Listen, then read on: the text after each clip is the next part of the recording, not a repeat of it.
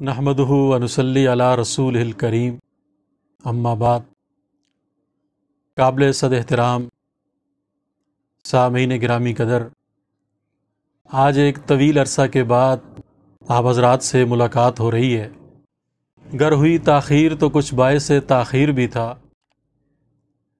ایک تو آپ سب حضرات جانتے ہیں کہ کافی عرصہ سے بیماریوں کا سامنا ہے، اور اس کے ساتھ ساتھ کچھ اور عوامل بھی تھے۔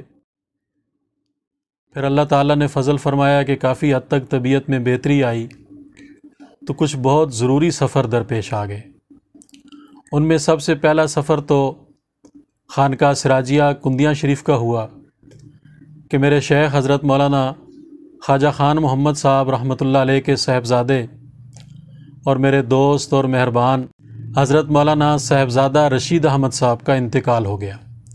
طویل عرصہ وہ بیمار رہے، اور ان کا جب انتقال ہوا تو بہت خواہش تھی کہ ان کے جنازہ میں شرکت کی جائے، لیکن اچانک طبیعت خراب ہو گئی تو نماز جنازہ میں شریک نہ ہو سکا۔ کچھ دنوں کے بعد کچھ دوستوں کے اصرار پر خانقاہ سراجیہ کا سفر ہوا، اور الحمدللہ اس سفر میں بہت آسانی رہی۔ جو ایک ڈر تھا کہ طبیعت پھر خراب نہ ہو جائے، تو اللہ تعالیٰ نے بہت کرم فرمایا، اللہ تعالیٰ نے بہت آسانی کا معاملہ فرمایا۔ ایک تو اب راستے بہت آسان ہو گئے ہیں، فاصلے سمٹ کے رہ گئے ہیں، موٹر وے کی وجہ سے بہت سہولت رہی، اور خانقاہ سراجیہ کا یہ سفر ہو گیا۔ ایک طویل عرصہ کے بعد خانقاہ سراجیہ حاضری ہوئی۔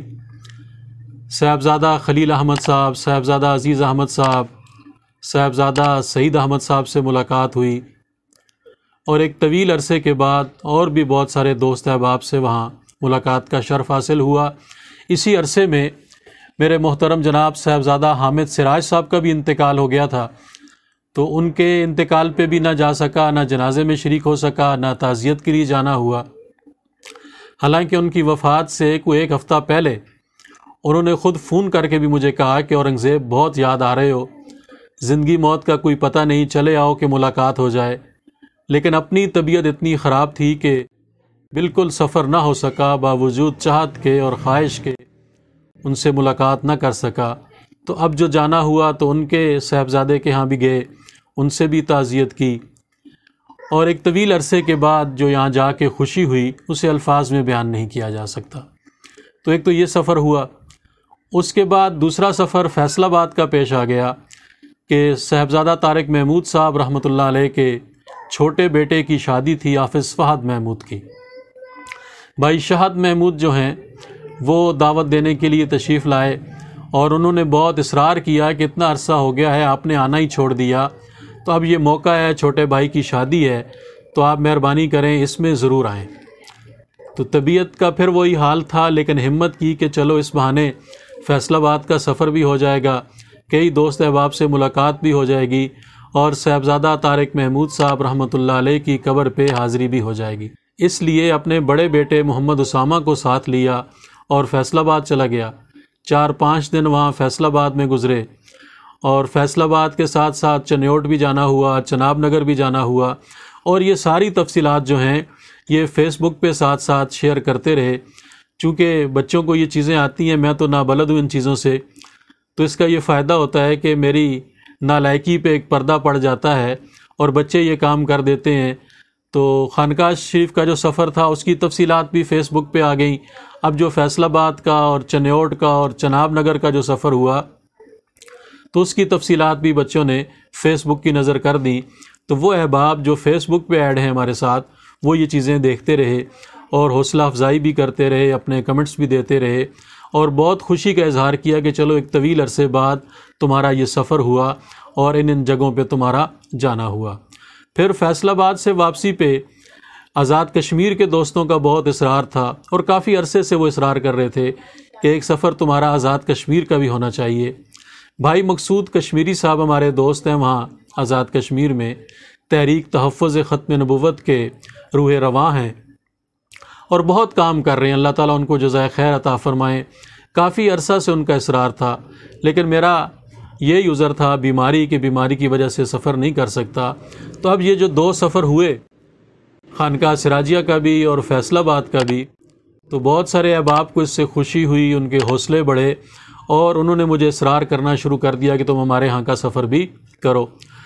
تو اب بھائی مقصود صاحب کے اصرار پر اپنے چھوٹے بیٹے اوکاشا کے ساتھ یہ سفر کیا اور کئی دن آزاد کشمیر کے سفر میں گزرے۔ مظفر آباد سے لے کے کوٹلی تک اور پھر کوٹلی سے لے کے چک سواری تک اور ڈوڈیال تک کا یہ سفر ہوا، اور اس کی تفصیلات جو ہیں وہ بھی فیس بک پہ مسلسل آتی رہیں اور احباب جو ہیں اسے دیکھتے رہے اور حوصلہ افزائی فرماتے رہے اور خوشی کا اظہار فرماتے رہے۔ اب اس سفر سے واپسی پہ یہ ہوا کہ طبیعت پہ کوئی تھوڑا سا اثر تھکاوٹ کا اور یہ چیزیں تھیں، تو باوجود خواہش کے رمضان المبارک کے حوالے سے بالکل آغاز میں کوئی ریکارڈنگ نہ کروا سکا۔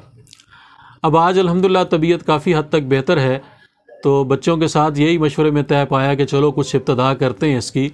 تو آپ حضرات سے یہ گزارش ہے کہ ایک طویل عرصہ بعد جو آپ کی خدمت میں حاضری ہوئی ہے تو آپ اس پہ ناراض نہیں ہوں گے۔ میرے جو آزار ہیں اور میری جو مجبوریاں ہیں وہ آپ کے سامنے ہیں، تو آپ ہماری حوصلہ افزائی فرمائیں گے۔ اب آج سے جو ایک سلسلہ ہم پھر سے شروع کر رہے ہیں، تو اس سلسلے کو بھی آپ پسند فرمائیں گے اور دعا فرمائیں گے کہ اللہ رب العزت صحت و عافیت بھی عطا فرمائیں اور آسانیاں بھی مقدر فرمائیں کہ آپ حضرات سے ہماری یہ جو ملاقات ہے یہ ہوتی رہے۔ تو دعا ہے کہ اللہ رب العزت رمضان المبارک کی ان گھڑیوں کو ہم سب کے لیے بابرکت فرمائیں اور ان لمحات کو ہمیں زیادہ سے زیادہ قیمتی بنانے کی توفیق عطا فرمائیں۔